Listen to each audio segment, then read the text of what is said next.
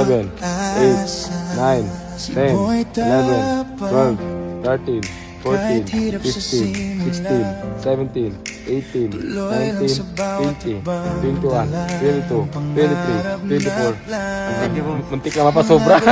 Oh, 24,000 yung sahod ni tatang ganito. Pabuno sa rin sa kanya. Okay, kuya naman, dali. 1, 2, 3,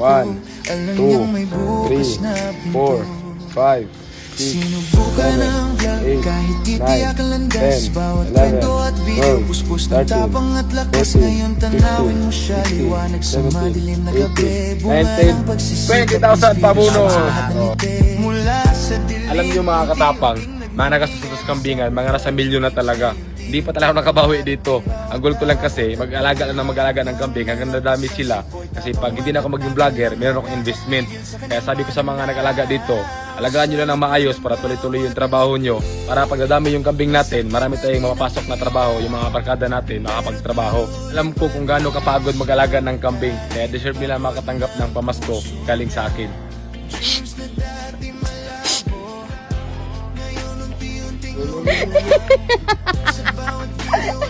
Nangihingi lang sana ako patagoy.